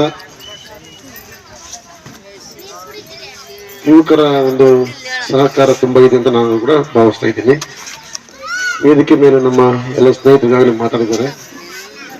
ಇವು ನಮ್ಮ ಮುಖಂಡರಾಗಿದ್ದಾರೆ ನಾಗರಾಜ್ ಅವರು, ನಮ್ಮ CK ತಿಪ್ಪೇಸ್ವಾಮಿ ಅವರು ಮುಖಂಡರ ಸಂಘಟನೆಯಲ್ಲಿ ಹೋರಾಟ ಮಾಡ್ಕೊಂಡಿದ್ದಾರೆ, ಮತ್ತು ವೆಂಕಟರಮಣ ಅವರು, ಮತ್ತು ನಮ್ಮ ಮಂಗಳವಾರದ BS ವೆಂಕಟರಾಯ್ ಅವರು, ಮೂರ್ತಿ ಪಾಪ ಇದಕ್ಕಾಗಿನೇ ತನ್ನ ಸಮಯವನ್ನು ಮುಡುಪಾಗಿರ್ತಕ್ಕಂಥವ್ರು. ಕಿವಿ ಮಾತು ಇವತ್ತು ಯುವ ಪ್ರತಿಭೆಗಳು ಹೊರಗಡೆ ಬರಬೇಕು. ನೋಡಿ ಹನುಮಂತರಾಯ ಬಹಳ ಚೆನ್ನಾಗಿ ಮಾತಾಡೋದು. ಕ್ಯಾನ್ಸರ್ ಬಿಡಾಗಲೇ ದಾರಿ ಬಂದವ್ರಿ ನೀಟಾಗಿ. ಹನುಮಂತರಾಯ ಚೆನ್ನಾಗಿ ಮಾತಾಡ್ತಾರೆ, ನೀವೆಲ್ಲ ಮಾತಾಡ್ತಾರೆ ಚೆನ್ನಾಗಿ. ಈ ವೇದಿಕೆ ದೊಡ್ಡವ್ರು ಬಂದಾಗ ನಿಮ್ಗೆ ಅವಕಾಶ ಸಿಕ್ಕೋದಿಲ್ಲ. ಕರೆಕ್ಟಾ? ದೊಡ್ಡವ್ರು ಬಂದಾಗ ಅವಕಾಶವೇ ಸಿಕ್ಕಲ್ಲ. ನೋಡಿ ಏನೇ ಪಾಪ ಗುಜರಾತಿನಲ್ಲಿ ನಮ್ಮ ನಾಗರಾಜ್, ಒಟ್ಟಿಗೆರೆ ನಾಗರಾಜ್ ಒಳ್ಳೆ ಸಾಹಿತಿ, ಅವ್ರು ಸಮಯ ಸಿಕ್ಕಿಲ್ಲ, ಜನ ಎಲ್ಲ ಎದ್ದೋಗಿ ಕಾಲಿಚೇರಿ ಮಾತಾಡಿದ್ರಂತ ನಮ್ಗೆ ಅನಿಸ್ತೈತಿ. ಯಾಕಂದ್ರೆ ನಾನು ಇನ್ನು ಪಾವಡ ಬಿಟ್ಟರೆ ಕೂಡ ಇನ್ನ ಹರಿರಾಮ್ ಅವರು ಇನ್ನೂ ಮಾತಾಡ್ತಾನೆ ಇದ್ರು. ನಾನು ಇದ್ದಾಗಲೇ 50% ಎದ್ದೋಗಿದ್ರು. ಇನ್ನು 50% ಅಲ್ಲಿ ಅವ್ರ ಸಮಯ ಅವ್ರಿಗೆ ಇದಾಯ್ತು. ನಾನು ಯಾಕೆ ಈ ಮಾತುಗಳನ್ನು ಹೇಳಿಕ್ ಬಯಸ್ತೀನಿ ಅಂದ್ರೆ, ನಮ್ಮಲ್ಲಿರ್ತಕ್ಕಂಥ ಯುವ ಪ್ರತಿಭೆಗಳನ್ನ ಮುಂದೆ ತಂದು ಅವ್ರಿಗೆ ಒಂದು ವೇದಿಕೆಯನ್ನು ಅವಕಾಶ ಮಾಡಿಕೊಟ್ಟಾಗ ಅವರು ಸ್ಥಳೀಯವಾಗಿರ್ತಕ್ಕಂಥ ಎಲ್ಲ ವಿಚಾರದ ಜೊತೆಗೆ ರಾಷ್ಟ್ರ ಮಟ್ಟದ, ರಾಜ್ಯ ಮಟ್ಟದ ಎಲ್ಲ ವಿಚಾರಗಳು ಕೂಡ ಅವ್ರಿಗೆ ಮಾತಾಡ್ತಾ ಅವ್ರ ಮನವರಿಕೆ ಆಗುತ್ತೆ. ಮನವರಿಕೆ ಮಾಡ್ತಕ್ಕಂಥ ಕೆಲಸ ಅವ್ರು ಮಾಡ್ತಾರೆ. ಬರೀ ಒಬ್ರು ತಿಮ್ಮರಾಯಪ್ಪ ಬರ್ಬೇಕು, ಒಬ್ರು ಸಿಕ್ಕಿ ತಿಪ್ಪಸ್ವಾಮಿ ಬರ್ಬೇಕು, ಯಾರೋ ಒಬ್ರು ಬರ್ಬೇಕು ಅಂತ ಬಟ್ಟೆ ಹೇಳಿ ಕಾಯ್ತಕ್ಕಂಥ ಕೆಲಸ ಇಲ್ಲ. ಪ್ರತಿ ಮನೆಯಲ್ಲೂ ಕೂಡ ನಮ್ಮಂತ ಯುವ ಪ್ರತಿಭೆ ಹನುಮಂತರಾಯಪ್ಪರಾಗ್ಲಿ, ಕೆಂಚರಾಯತರಾಗ್ಲಿ, ನಾವು ವೆಂಕಟರಂತರಾಗ್ಲಿ, ಮತ್ತು ನಮ್ಮ ಹನುಮಂತರಾಯಪ್ಪ ಈ ತರದ ಹುಟ್ಟಿ ಬರಬೇಕು. ಒಂದು ಮಾತನಾಡ್ತಕ್ಕಂಥ ಒಂದು ಸಾಮರ್ಥ್ಯ ಬೆಳಿಬೇಕು. ಆ ಸಾಮರ್ಥ್ಯ ಬೆಳೆದಾಗ ನಿಜಾಂಶವನ್ನು ನಿಮ್ಗೆಲ್ಲರಿಗೂ ತಿಳಿಸ್ತಕ್ಕಂಥ ಕೆಲಸ ಅವ್ರು ಮಾಡ್ತಾರೆ. ಇವತ್ತು ತಿಮ್ಮರಾಯಪ್ಪ ಇವತ್ತು ಹೇಳಿ ಹೋಗ್ಬಿಟ್ಟು ನಾಳೆ ಬೆಳಗ್ಗೆ ನಿಮ್ಗೆ ಹೇಳಾರ, ಪ್ರತಿನಿತ್ಯ ಹೇಳಾರ, ಯಾಯಪ್ಪ ಯಾರೋ ಬಂದಿದ್ದ ಅವತ್ತು ಯಾತ ಒಂದಿಷ್ಟು ಹೇಳಿದ ಓದ ಬಿಡು ಅಂತ ಸುಮ್ಮನೆ ಆಗ್ತದೆ. ನೋಡಿ ಇವೆಲ್ಲ ಭೀಮಸೇನೆ ಹುಡುಗರು, ಅವರಲ್ಲಿ ಎಷ್ಟು ಜನ ವಿದ್ಯಾವಂತರು ನನಗಂತೂ ಗೊತ್ತಿಲ್ಲ, ಯಾರ್ಯಾರು ಏನು ಓದೋರು ಗೊತ್ತಿಲ್ಲ. ಒಟ್ಟು ಎಲ್ಲ ನೀಲಿ ಶರ್ಟ್ ಎಲ್ಲ ಧರಿಸ್ಕೊಂಡು ಇವತ್ತೆಲ್ಲ ಅಚ್ಚುಕಟ್ಟಾಗಿ ಸಂಭ್ರಮವಾಗಿ ಇವತ್ತಿದ್ದಾರೆ. ಇದು ದಿನನಿತ್ಯ ಇದೇ ರೀತಿ ನಿಮ್ಮ ಜೀವನವನ್ನ ಬಹಳ ಚೆನ್ನಾಗಿದ್ದಾರೆ. ಒಬ್ರು ಕೂಡ ಇಲ್ಲಿ ಬೇರೆ ನಾನು ನೋಡಿದ ಬೇರೆ ಹಳ್ಳಿಗಳಲ್ಲಿ ಈ ಕೂತ್ಕ ಮಕ್ಕಳು ಬಿಡೋದಿಲ್ಲ. ಶಿವ ಶಿವ ಶಿವ ಯಾಕಂದ್ರೆ ಬಂದು ಅನಿಸುತ್ತೆ ನನಗೆ. ಬಿಸಿಲಿಂದ ಒಂದ್ ಕಡೆ ಬೇಗೆ, ಆದ್ರೆ ಅವ್ರ ಹೃದಯದಲ್ಲಿರ್ತಕ್ಕಂಥ ಬೇಗ, ಅವ್ರ ಹೊಟ್ಟೆಲಿರ್ತಕ್ಕಂಥ ಬೇಗ ಬೇರೆ, ಅದನ್ನ ನೋಡಕ್ ನನ್ನ ಕೈಲಾಗಲ್ಲ. ಇವತ್ತು ಬಹಳ ಚೆನ್ನಾಗಿದೆ ಕೋಣಕುರ್ಕಿ ಅವರವರು. ಖಂಡಿತವಾಗೂ ಇನ್ನೊಂದು ಅರ್ಧ ಗಂಟೆ ಉದ್ಯೋಗ ಅನ್ನೋದು ವಾತಾವರಣ ಇದು. ಬೇರೆ ಹಳ್ಳಿಗೆ ಹೋದ್ರೆ ನಾವು ಹಳ್ಳಿಯಲ್ಲಿ ಹೇಳೋದಿಲ್ಲ, ಯಾಕೆ ನಾವು ಆ ಗೌರವ ಕಡಿಬೇಕು, ಬೇಗ ಹೋಗ್ಬಿಡೋದ್ರ ಪತ್ತಾಗ ಆಚೆಗೆ ಅನ್ನೋ ರೀತಿಯಲ್ಲಿ ವಾತಾವರಣ ನಿರ್ಮಾಣ ಮಾಡಿರ್ತಾರೆ ಅಂತ ನಾನು ತಾಲೂಕಲ್ಲಿ ಎಲ್ಲ ಹಳ್ಳಿಗಳನ್ನ ನೋಡಿದ್ದೀನಿ. ನಮ್ಗೆ ಗೊತ್ತು ಯಾವ್ಯಾವ ಹಳ್ಳಿನಲ್ಲಿ ಯಾವ ತರ ಇರ್ತಾರೆ ಜನ ಅಂತ. ಅದಕ್ಕೆ ಆ ತರ ಆಗ್ಬಾರ್ದು. ಈಗ ಈ ತರ ಆಗ್ಬೇಕು. ಕೋಣಕುರ್ಕಿಯ ಜನ ಯಾವ ರೀತಿ ಇದಾರೋ ಆ ರೀತಿ ಆಗ್ಬೇಕು. ಈಗ ನೀವೆಲ್ಲರೂ ಕೂಡ ಕೇಳಿದ್ರೆ ಎಲ್ಲರೂ ಭಾಷಣಕಾರ ಹೇಳಿದ್ದಾರೆ. ನಾವು ನನ್ನ ಭಾಷಣಕಾರರಿಗೆ ಹೇಳ್ತಕ್ಕಂಥದ್ದು ಮೊಟ್ಟ ಮೊದಲನೇ ಬಾರಿಗೆ ಕೆಲ ಸ್ತರದಲ್ಲಿ ಮಾಡ್ತೀವಿ. ಅವರಿಂದ ನಮ್ಗೆ ಏನೇನು ಅನುಕೂಲ ಆಗಿದೆ, ಪ್ರತಿಕೂಲ ಆಗಿದೆ, ಅದನ್ನೆಲ್ಲ ವಿವರಣೆ ಮಾಡ್ತಕ್ಕಂಥ ಕೆಲಸ ಇದಾಗಬೇಕಿದು. ಸುಮ್ಮನೆ ನಾವು ಬಂದ್ಬಿಟ್ಟು ಯಾವುದೋ ದೊಡ್ಡ ಲೆವೆಲ್ನಲ್ಲಿ ಮಾತಾಡೋದಂತ ಭಾಷಣ ಇಲ್ಲಿ ಅವಶ್ಯಕತೆ ಇರೋದಿಲ್ಲ. ಈ ಜನಕ್ಕೆ ಇವತ್ತು ಗೊತ್ತಾಗ್ಬೇಕು ಅಂಬೇಡ್ಕರ್ ಅಂದ್ರೆ ಯಾರು, ಯಾಕೆ, ಏನು, ಮತ್ತೆಲ್ಲ ಹೇಳಿರ್ತಾರೆ ಅಂತ ನಾನು ಭಾವಿಸಿದ್ದೀನಿ. ನಾನು ಹೆಚ್ಚಿಗೆ ಹೇಳಕ್ ಹೋಗೋದಿಲ್ಲ. ಮತ್ತೆ ಅವ್ರು ಹೇಳಿಲ್ಲ ಅಂದ್ರೆ ನಾನು ಹೇಳ್ಬೇಕಾಗುತ್ತೆ. ನಾವು ಏನು ಒಪ್ಕೊಂಡಿದ್ದೀವಿ, ಒಪ್ಕೊಂಡು ಅನುಸರಿಸ್ಕೊಂಡು ಕೆಲಸ್ತರದ ಜನರಾಗಿ ನಾವೆಲ್ಲರಿಗೂ ಬಹಳಷ್ಟು ಕೆಲಸ್ತರದ ಜನರ ಏನು ಈ ಪುರೋಹಿತಶಾಹಿ ವರ್ಗ, ಆ ಪುರೋಹಿತಶಾಹಿ ವರ್ಗದ ಒಂದು ಅಡಿಯಲ್ಲಿ ಸಿಕ್ಕಿ ನೆರಳತಕ್ಕಂಥ ಜನ ಏನಿದ್ದೀವಿ, ಇವ್ರು ಮುಂದೆ ಬರ್ಬೇಕಾದ್ರೆ ತುಂಬಾ ಕಷ್ಟಪಟ್ಟು ಮುಂದೆ ಬರ್ತಾ ಇದ್ದಾರೆ. ಅದರಲ್ಲಿ ಅಂಬೇಡ್ಕರ್ ಅವರು ಕೂಡ ಒಬ್ರು. ಅವರು ಕೂಡ ಎಲ್ಲಾ ರೀತಿಯ ಈ ಸಮಾಜದಲ್ಲಿ ಕಷ್ಟ ಕಾರ್ಪಣ್ಯನ ಅನುಭವಿಸಿ ನಾವೇನು ಅನುಭವಿಸಿದ್ದೀವಿ. ಈಗ ಕೆಲವು ಮಕ್ಕಳು ಇವಾಗ ಅದು ಸ್ವಲ್ಪ ಕಷ್ಟ ಕಮ್ಮಿ ಆಗಿರ್ಬೋದು, 50% ಕಮ್ಮಿ ಆಗಿದೆ. ನಿಮ್ಗೆಲ್ಲ ಈಗಾಗಲೇ ಒಂದು ನನಗೂ ಹೇಳೋ ಪ್ರಕಾರ ಅರ್ಧ ಭಾಗ ನೀವೆಲ್ಲರೂ ಕೂಡ ಚೆನ್ನಾಗಿದ್ದೀರಾ. ಇನ್ನು ಅರ್ಧ ಭಾಗ ಇನ್ನು ಚೆನ್ನಾಗಿ ಆಗ್ಬೇಕು. ಅದಕ್ಕೆ ಚೆನ್ನಾಗಾಗ್ಬೇಕಂದ್ರೆ ಎಲ್ಲ ವಿದ್ಯಾವಂತರಾಗಬೇಕು. ವಿದ್ಯಾವಂತರಾಗಬೇಕಾದ್ರೆ ತಂದೆ ತಾಯಿಗಳಿಗೆ ಜವಾಬ್ದಾರಿ ತಗೋಬೇಕು. ತಂದೆ ತಾಯಿಗಳ ಜವಾಬ್ದಾರಿ ತಗೊಂಡ ಮಾತ್ರ ವಿದ್ಯಾವಂತರಾಗೋದು ಜಾಸ್ತಿ ಆಗುತ್ತೆ. ಇಲ್ಲಾಂದ್ರೆ ತಂದೆ ತಾಯಿಗಳು ಅವನೇನೋ ಸ್ಕೂಲಿಗೆ ಬಂದವನೇ ಬಿಡಪ್ಪ, ಅವನು ಹೆಂಗನ ಮಾಡ್ಕೊಂಬ ಬಿಟ್ರೆ ಅವನು ಅಲ್ಲೆಲ್ಲ ಸುತ್ತಿ ಬಳಸಿ ಅಲ್ಲಿ ಇಲ್ಲಿ ಬಿದ್ದು ನಾಳೆ ಬೆಳಗ್ಗೆ ನಿಮ್ ಜೊತೆಗೆ ಬರ್ತಾನೆ. ಅವ್ರು ಮುಂದೆ ಕಳಿಸ್ತಕ್ಕಂಥದ್ದು, ಅವ್ರ ವಿದ್ಯಾಭ್ಯಾಸ ಮುಂದುವರಿಸ್ತಕ್ಕಂಥದ್ದು ಮಾಡಬೇಕು. 2 ಅಕ್ಷರ ಕಲ್ತ್ರೆ ಮಾತ್ರ 4 ಜನ ಮಾತಾಡತಕ್ಕಂಥ ಶಕ್ತಿ ಬರುತ್ತೆ, ವಿಷಯ ಗೊತ್ತಾಗುತ್ತೆ. ಪಾಪ ಅವ್ರು ಹನುಮಂತರಾಯ ಇವಾಗ ವಿಲೇಜ್ ಅಕೌಂಟ್ ಗೊತ್ತಿಲ್ಲ, ಒಂದು BPL ಕಾರ್ಡ್ ತಗೋಬೇಕು ಗೊತ್ತಿಲ್ಲ, ಒಂದು ಕ್ಯಾಸ್ಟ್ ಸರ್ಟಿಫಿಕೇಟ್ ತಗೋಬೇಕು ಗೊತ್ತಿಲ್ಲ, ಒಂದು ಪಾಣಿ ತಗೋಬೇಕಾದ್ರೆ ಗೊತ್ತಿಲ್ಲ, ಆ ಪಾಣಿಯಲ್ಲಿ ಹೆಂಗ ನಿರ್ಮಾಣ ಮಾಡ್ತಾರೆ ಗೊತ್ತಿಲ್ಲ. ಇದೆಲ್ಲದಕ್ಕೂ ಯಾರು ಹೊಣೆಗಾರರು, ಯಾರು ಬರ್ತಾರೆ ನಿಮ್ಗೆ ಸಹಾಯ ಮಾಡಕ್ಕೆ? ನಿಮ್ ಮನೆಯಲ್ಲಿ ಕೆಲಸ ನಿಮ್ ವಿದ್ಯಾವಂತರ ಕೈಲಿ ನೀವು ಮಾಡಿಸ್ಕೋಬೇಕು. ವಿದ್ಯಾವಂತರು ಮಾಡ್ಬೇಕು, ಓದಿಸ್ಬೇಕು. ತಿಮ್ಮರಾಯಪ್ಪ ಇದ್ದ ಇಡೀ 2-3 ಕಾಲೋನಿಗಳಿಗೆ ಅವತ್ತೆಲ್ಲ ಸೇವೆ ಮಾಡ್ದ. ಎಲ್ಲವನ್ನ ಹೇಳಿ ಇವತ್ತು ಅವರು ನಮ್ಗೆಲ್ಲ ಇವತ್ತು ಈ ಸ್ಥಾನ ಬರಂಗ್ ಮಾಡಿದ್ರು. ಮಾಡಕ್ಕಾಗುತ್ತಾ? ಅದಕ್ಕೆ ಪ್ರತಿಯೊಬ್ಬ ಮನೆಯಲ್ಲೂ ಕೂಡ ವಿದ್ಯಾವಂತರನ್ನ ಬೆಳೆಸಿ ಸರ್ಕಾರದ ಸವಲತ್ತುಗಳಾಗಿರ್ಬೋದು ಮತ್ತು ಏನು ವಾಸ್ತವಿಕ ಅಂಶಗಳಲ್ಲಿ ನಮ್ಗೆ ಯಾವ ಮೆಥಡ್ ಅಲ್ಲಿ ಯಾವ ಸಿಸ್ಟಮ್ ಅಲ್ಲಿ ನಮ್ಗೆ ಸೌಲಭ್ಯ ಸಿಗುತ್ತೋ ಆ ಸೌಲಭ್ಯ ನಾವೆಲ್ಲ ಕೂಡ ಪಡಿಲಿಕ್ಕೋಸ್ಕರ ನಾವು ಅನುಕೂಲ ನಾವು ಈ ತರ ಆಗ್ಬೇಕು. ಇಲ್ಲಾಂದ್ರೆ ನನಗೆ ನಾಗರಾಜ್ ಏನು ಕೊಡಿಸ್ಲಿಲ್ಲ, ನನಗೆ ಹನುಮಂತರಾಯ ಏನು ಕೊಡಿಸ್ಲಿಲ್ಲ, ನಮ್ಗೆ ಈರಣ್ಣ ಮೆಂಬರ್ ಆಗಿದ್ದಾರೆ ನಮ್ಗೆ ಏನು ಕೊಡಿಸ್ಲಿಲ್ಲ, ಆದ ಮೆಂಬರ್ ಆಗಿದ್ರೆ ಏನು ಮಾಡ್ಲೇ ಇಲ್ಲ. ಒಬ್ರನ್ನೊಬ್ರು ದೂಷಿಸ್ತಕ್ಕಂಥ ಕೆಲಸ ಮಾಡಬಾರ್ದು. ಆದಮ್ಮನು ನಮ್ಮ ತರ ತಾನೆ, ಈರಣ್ಣ ನಮ್ಮ ತರ ತಾನೆ, ನಾಗರಾಜ್ ಅವರು ಕೆಲಸ ತಾನೆ, ಅವ್ರ ಬದುಕ ಕೆಲಸ ನೋಡ್ಕೊಂತ ಇರ್ತಾರೆ. ನಿಮ್ಮ ಮನೆಯಲ್ಲಿ ನೀವು ವಿದ್ಯಾವಂತರ ಮಾಡ್ತಾರ, ನಿಮ್ಗೂ ಬದುಕುವಂಥದ್ದು ಹಕ್ಕು ಮತ್ತು ಯಾವ ರೀತಿ ಬದುಕಬೇಕೆಂಬುದು ಒಂದು ಜವಾಬ್ದಾರಿ ಅದೆಲ್ಲ ಕೂಡ ಬರುತ್ತೆ. ಅದನ್ನ ನಾನು ಕ್ಯೂ ಮಾತಾಡೋದಿಷ್ಟೇ. ಇಷ್ಟೆಲ್ಲ ಮುಗಿದೋಗಿದೆ, ಸಾವಿರಾರು ವರ್ಷ ಕಳ್ಕೊಂಡು ಹೋಗಿದ್ದೀವಿ, 100 ವರ್ಷ ಕಳೆದಿದ್ದೀವಿ. ಇನ್ಮೇಲೆ ಕೂಡ ನಮ್ಮ ಮಕ್ಕಳಿಗೆ ನಮ್ಮ ಜವಾಬ್ದಾರಿಯುತವಾಗಿ ಅವ್ರ ಹುದ್ದೆ ಕೊಡಿಸ್ತಕ್ಕಂಥ ಕೆಲಸ ನಾವು ಮಾಡಬೇಕು. ಸರ್ಕಾರದಿಂದ ಸಿಗ್ತಕ್ಕಂಥ ಸವಲತ್ತುಗಳು, ವಿದ್ಯೆಯಲ್ಲಿ ಬಹಳಷ್ಟು ಸವಲತ್ತುಗಳು ಇದ್ದಾವೆ. ಆದ್ರೆ ಈ ಸರ್ಕಾರ ಇವತ್ತೇನು ಪೇಪರ್ನ ಕೊಡಬೇಕು, ಇನ್ನು 3 ವರ್ಷಕ್ಕೆಲ್ಲ ಶೈಕ್ಷಣಿಕವಾಗಿ ನಾವು ಶಕ್ತಿ ಕೊಡ್ತೀವಿ ಅಂತವ್ರು ಇವತ್ತೇ ಅವರು. ಇದುವರೆಗೂ ಶೈಕ್ಷಣಿಕ ಏನೇನಾಗಿದೆ, ಸರ್ಕಾರಿ ಶಾಲೆಗೆ ಹೋಗೋರು ನಿಮ್ಮಂತರ ಮಕ್ಕಳು ಒಂದು ರೀತಿಯ ಕಠಿಣವಾದ ನಿರ್ಧಾರ ತಗೊಳಕ್ ಆಗೋದಿಲ್ಲ ಸರ್ಕಾರದ ಕೈಲಿ. ಅವನೊಂದು ಗಂಟೆ ಮಾಡಿದ್ರೆ ಇನ್ನೊಂದು ಗಂಟೆಗೆ ಇನ್ನೊಂದು ಕಡೆ ಹೋದ್ರೆ ಅವ್ನ ಕೆಲವರೇ ಗತಿ ಇಲ್ಲ.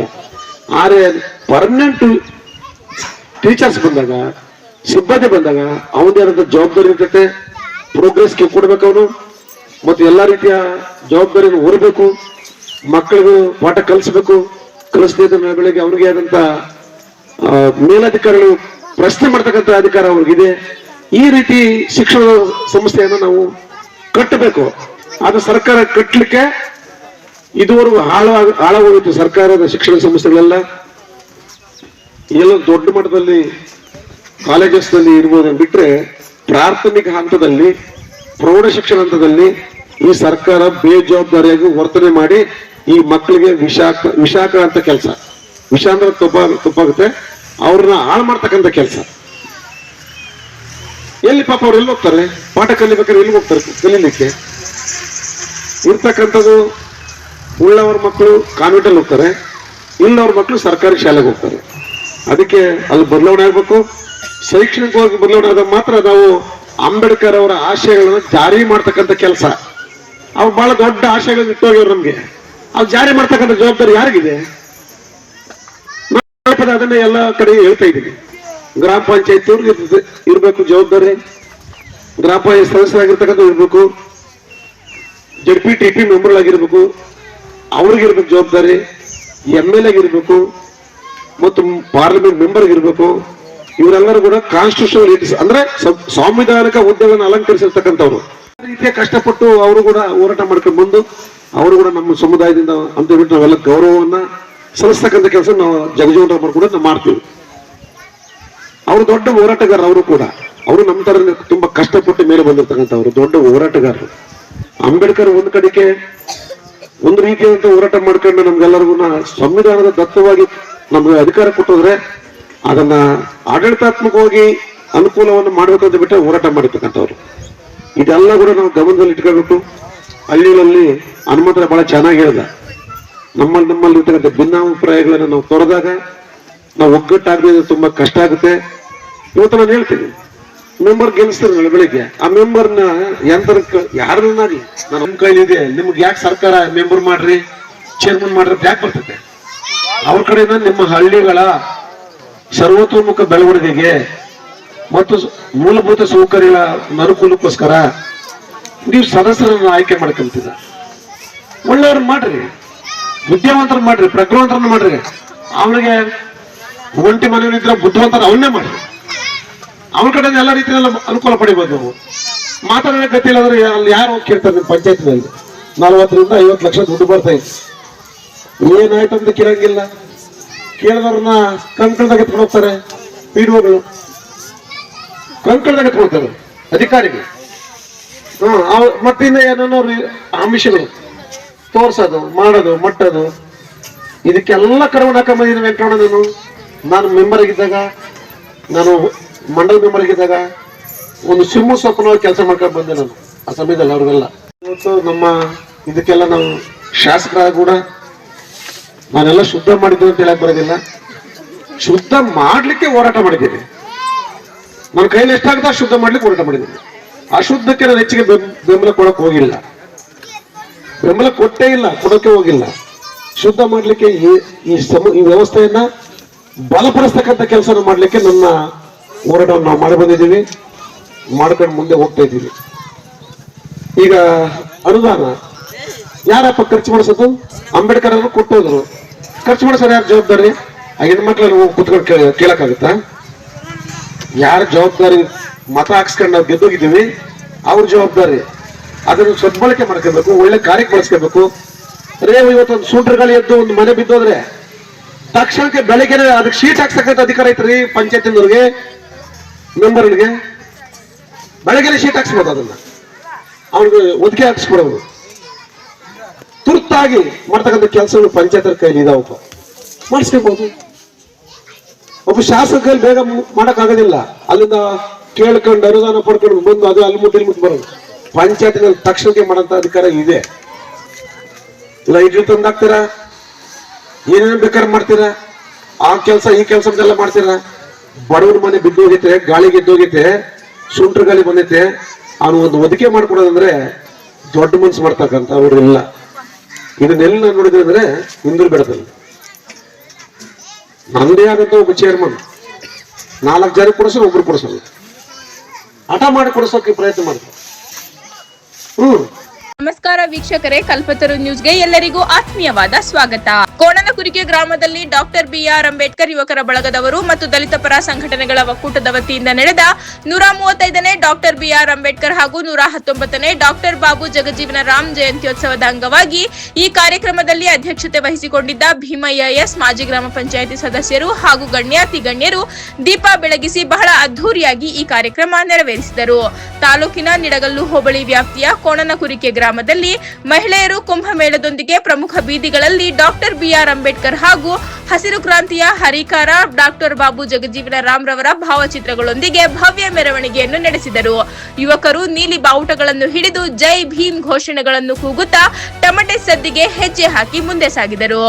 ಮುಖ್ಯ ಅತಿಥಿಗಳಾಗಿ ಆಗಮಿಸಿದ ಮಾಜಿ ಶಾಸಕ ಕೆಎಂ ತಿಮ್ಮರಾಯಪ್ಪರವರು ತಡವಾಗಿ ಆಗಮಿಸಿ ಡಾಕ್ಟರ್ ಬಿಆರ್ ಅಂಬೇಡ್ಕರ್ ಹಾಗೂ ಬಾಬು ಜಗಜೀವನ ರಾಮ್ ರವರ ಆದರ್ಶಗಳನ್ನು ಭೀಮಸೇನೆ ಯುವಕರಿಗೆ ಅರಿವು ಮೂಡಿಸಿದರು. ಯುವಕರು ವಿದ್ಯಾಭ್ಯಾಸಕ್ಕೆ ಹೆಚ್ಚಿನ ಒತ್ತು ನೀಡಿ ಮಕ್ಕಳನ್ನು ಸಂಸ್ಕೃತರನ್ನಾಗಿ ಮಾಡಿ ಎಂದು ಸಲಹೆ ನೀಡಿದರು. ಈ ಸಭೆಯನ್ನು ಕಲಾವಿದ ಹನುಮಂತರಾಯಪ್ಪರವರು, ಸಿಕೆಪುರ ಸಿಕೆ ತಿಪ್ಪೇಸ್ವಾಮಿ, ಹನುಮಂತರಾಯಪ್ಪ, ಬಿಎಸ್ಪಿ ವೆಂಕಟರಮಣ, ನಿರೂಪಕರು ಪೆದ್ದಣ್ಣ, ಡಿಟಿ ನರಸಿಂಹಮೂರ್ತಿ ಇವರ ತಂಡದಿಂದ ಅಂಬೇಡ್ಕರ್ ಅವರನ್ನು ಹಾಡಿನ ಮೂಲಕ ಸ್ಮರಿಸುತ್ತಾ ಈ ಕಾರ್ಯಕ್ರಮಕ್ಕೆ ಚಾಲನೆ ನೀಡಲಾಯಿತು. ನಂತರ ಕರ್ನಾಟಕ ದಲಿತ ಸಂಘರ್ಷ ಸಮಿತಿ ಜಿಲ್ಲಾ ಸಂಘರ್ಷ ಸಂಚಾಲಕರಾದ ಸಿಕೆ ತಿಪ್ಪೇಸ್ವಾಮಿರವರು ಮಾತನಾಡುತ್ತಾ, ಜ್ಯೋತಿಬಾ ಫುಲೆ ಮತ್ತು ಸಾವಿತ್ರಿಬಾ ಫುಲೆರವರು ಹೆಣ್ಣು ಮಕ್ಕಳಿಗೆ ಶಿಕ್ಷಣ ಕೊಟ್ಟರೆ ಈ ದೇಶ ಉದ್ಧಾರವಾಗುತ್ತದೆ ಎಂದು ಶಿಕ್ಷಣ ಸಂಸ್ಥೆಗಳನ್ನು ತೆರೆದರು. ಹಾಗೂ ಬ್ರಿಟಿಷರು ದುಂದು ಸಭೆಗೆ ಅಂಬೇಡ್ಕರ್ ಅವರನ್ನು ಆಹ್ವಾನಿಸಿ ಆ ಸಭೆಯಲ್ಲಿ ಅಂಬೇಡ್ಕರ್ ಅವರನ್ನು ಅವಮಾನ ಮಾಡುತ್ತಾರೆ. ಅದೇ ಒಂದು ಶಾಪ ನಮಗೆ. ಅವರು ಒಟ್ಟಿನಲ್ಲಿ ಶಿಸ್ತಿನ ಸಿಪಾಯಿ ಇದ್ದಾಗ ಅವರು ಅಗರ್ಭ ಶ್ರೀಮಂತರಲ್ಲ, ಸಹ ಬಡವ. ಆದರೆ ಸ್ವಾಭಿಮಾನ ಅಂತ ಬಂದರೆ ಇಡೀ ಪ್ರಪಂಚದಲ್ಲಿ ಅತ್ಯಂತ ಶ್ರೀಮಂತ ವ್ಯಕ್ತಿ ಡಾಕ್ಟರ್ ಬಾಬಾ ಸಾಹೇಬ್ ಅಂಬೇಡ್ಕರ್, ವಿಶ್ವವೇ ಮೆಚ್ಚಿದ ಮಹಾನ್ ನಾಯಕ ಡಾಕ್ಟರ್ ಬಿಆರ್ ಅಂಬೇಡ್ಕರ್ ಮತ್ತು ಹಸಿರು ಕ್ರಾಂತಿಯ ಹರಿಕಾರ ಡಾಕ್ಟರ್ ಬಾಬು ಜಗಜೀವನ್ ರಾಮ್ ರವರ ಜಯಂತ್ಯೋತ್ಸವ ದೇಶದಾದ್ಯಂತ ನಡೆಯುವ ದಲಿತರ ಹಬ್ಬ ಎಂದರು. ಈ ಕಾರ್ಯಕ್ರಮವನ್ನು ಬಹಳ ಅಚ್ಚುಕಟ್ಟಾಗಿ ನಡೆಸಿಕೊಂಡು ಬಂದಂತಹ ಅಂಬೇಡ್ಕರ್ ಯುವಕರ ಅಭಿಮಾನಿ ಬಳಗದ ವತಿಯಿಂದ ಇವರಿಗೆ ಅಭಿನಂದನೆಗಳನ್ನು ತಿಳಿಸುತ್ತೇನೆ. ಈ ಕಾರ್ಯಕ್ರಮವನ್ನು ಬಹಳ ಅಚ್ಚುಕಟ್ಟಾಗಿ ನಡೆಸಿಕೊಂಡು ಬಂದಂತಹ ಅಂಬೇಡ್ಕರ್ ಯುವಕರ ಅಭಿಮಾನಿ ಬಳಗದ ವತಿಯಿಂದ ಇವರಿಗೆ ಅಭಿನಂದನೆಗಳನ್ನು ತಿಳಿಸುತ್ತೇನೆ. ಈ ಕಾರ್ಯಕ್ರಮದಲ್ಲಿ ಹಿಂದೆ ನಡೆಸಿರುವ ಜಯಂತಿಗಳಲ್ಲಿ ಹಣ ಉಳಿಸಿದ್ದಾರೆ. ಇದು ಹೆಣ್ಣು ಮಕ್ಕಳು ಕಲಿಸಿಕೊಟ್ಟಿರುವ ಪಾಠ. ಬಂಧುಗಳೇ, ಡಾಕ್ಟರ್ ಬಿಆರ್ ಅಂಬೇಡ್ಕರ್ ಅವರ 135ನೇ ಜಯಂತ್ಯೋತ್ಸವ ಹಾಗೂ ಹಸಿರು ಕ್ರಾಂತಿಯ ಹರಿಕಾರ ಬಾಬು ಜಗಜೀವನ್ ರಾಮ್ ರವರ 119ನೇ ಜಯಂತ್ಯೋತ್ಸವ ಕಾರ್ಯಕ್ರಮವನ್ನು ಕೋಣನಕುರಿಕೆ ಗ್ರಾಮದಲ್ಲಿ ನಡೆಸಿಕೊಟ್ಟಿದ್ದಾರೆ. ಈ ಕಾರ್ಯಕ್ರಮವನ್ನು ಈ ಗ್ರಾಮದಲ್ಲಿ ಅಲ್ಲ, ಪಾವಗಡ ತಾಲೂಕಿನಲ್ಲಿ ಅಲ್ಲ, ಇಡೀ ನಮ್ಮ ದೇಶದಲ್ಲಿ ಕಾರ್ಯಕ್ರಮಗಳು ನಡೆದುಕೊಂಡು ಹೋಗುತ್ತವೆ. ಗಾಂಧಿ ಜಯಂತಿ ಮಾಡಿದರೆ ಅವತ್ತಿನ ದಿನ ಜಯಂತಿ ಮಾಡಿ ಮುಗಿಸುತ್ತಾರೆ. ಆದರೆ ಅಂಬೇಡ್ಕರ್ ಅವರ ಜಯಂತಿಯನ್ನು ನಿರಂತರವಾಗಿ ಒಂದಲ್ಲ ಒಂದು ಕಡೆ 365 ದಿನಗಳು ಭೀಮಸೇನೆ ಯುವಕರು ಜಯಂತಿಗಳು ನಡೆಸಿಕೊಂಡು ಬರುತ್ತಾರೆ ಎಂದು ತಿಳಿಸಿದರು. ನಂತರ ಬಿಎಸ್ಪಿ ಹನುಮಂತರಾಯಪ್ಪನವರು ಮಾತನಾಡಿ, ಇಡೀ ಜಗತ್ತಿನಲ್ಲೇ ವಿಶ್ವಜ್ಞಾನಿ ಎಂದು ಹೆಸರು ಪಡೆದಿರುವ ಏಕೈಕ ವ್ಯಕ್ತಿ ಎಂದರೆ ಅದು ಬಾಬಾ ಸಾಹೇಬ್ ಅಂಬೇಡ್ಕರ್ ಎಂದು ಅವರ ತತ್ವಗಳನ್ನು ಹೆಚ್ಚಿನ ವಿಷಯಗಳನ್ನು ತಿಳಿಸಿದರು. ಬಿಎಸ್ಪಿ ಜಿಲ್ಲಾಧ್ಯಕ್ಷ ಸಂಘಟನೆಯ ಕೆಂಚರಾಯರವರು ಮಾತನಾಡುತ್ತಾ, ಇತಿಹಾಸವನ್ನು ಮರೆತವರು ಇಂತಹ ಸೃಷ್ಟಿಸಲಾರದಂತಹ ಸಂವಿಧಾನ ಶಿಲ್ಪಿ ಡಾಕ್ಟರ್ ಬಿಆರ್ ಅಂಬೇಡ್ಕರ್ ಅವರು ಹೇಳುತ್ತಾರೆ. ಅಂಬೇಡ್ಕರ್ ಅವರನ್ನು ರಾಜ್ಯತ್ವದ ಬದಲು ಮಾಡಿ ಪ್ರಜಾಪ್ರಭುತ್ವ ಕಟ್ಟಿಸಿಕೊಟ್ಟರು. 2000 ವರ್ಷಗಳ ಹಿಂದೆ ನಮ್ಮ ದೇಶ ಹೇಗಿತ್ತು, ಇಲ್ಲಿ ರಾಜಪ್ರಭುತ್ವ ಇತ್ತು. ಇನ್ನು ಹೆಚ್ಚಿನದಾಗಿ ವಿಷಯಗಳನ್ನು ಜನರಿಗೆ ಮನದಟ್ಟು ಮಾಡಿಸಿದರು. ಇದೇ ಸಂದರ್ಭದಲ್ಲಿ ಈ ಸಭೆಯನ್ನು ಕಲಾವಿದ ಹನುಮಂತರಾಯಪ್ಪರವರು ಸಿಕೆಪುರ, ಸಿಕೆ ತಿಪ್ಪಸ್ವಾಮಿ, ಹನುಮಂತರಾಯಪ್ಪ, ಬಿಎಸ್ಪಿ ವೆಂಕಟರಮಣ, ನಿರೂಪಕರು ಪೆದ್ದಣ್ಣ, ಡಿಟಿ ನರಸಿಂಹಮೂರ್ತಿ ಇವರ ತಂಡದಿಂದ ಕ್ರಾಂತಿ ಗೀತೆ ಹಾಡಿನ ಮೂಲಕ ಕಾರ್ಯಕ್ರಮವನ್ನು ಮುಕ್ತಾಯಗೊಳಿಸಿದರು. ಈ ಗ್ರಾಮದಲ್ಲಿ ಹೆಚ್ಚಿನ ಅಂಕ ಪಡೆದ ವಿದ್ಯಾರ್ಥಿಗಳಿಗೆ ಸನ್ಮಾನ ನೀಡಲಾಯಿತು. ಈ ಸಂದರ್ಭದಲ್ಲಿ ವೆಂಕಟರಮಣಪ್ಪ ನಿರೂಪಕರು, ನಾಗರಾಜು ಉಪಾಧ್ಯಕ್ಷರು, ಹನುಮಂತರಾಯ ದೇವರಬೆಟ್ಟ, ಆದಮ್ಮ ಗ್ರಾಮ ಪಂಚಾಯಿತಿ ಸದಸ್ಯರು, ತಿಪ್ಪಯ್ಯ ಕೋರೇರು, ಗೋವಿಂದಪ್ಪ ಶಿಕ್ಷಕರು, ಎಸ್ಆರ್ ಪಾಳ್ಯ, ಈರಣ್ಣ ಬುಲೆಟ್, ಎಂ ಮಂಜುನಾಥ್, ಊರಿನ ಮುಖಂಡರು, ಅಕ್ಕ ತಂಗಿಯರು, ಅಣ್ಣ ತಮ್ಮಂದಿರು, ಜೈ ಭೀಮ್ ಯುವಕರ ಬಳಗದವರು ಪಾಲ್ಗೊಂಡಿದ್ದರು. ವರದಿ ರಾಮಪ್ಪ ಸಿಕೆಪುರ, ಕಲ್ಪತರು ನ್ಯೂಸ್, ಪಾವಗಡ.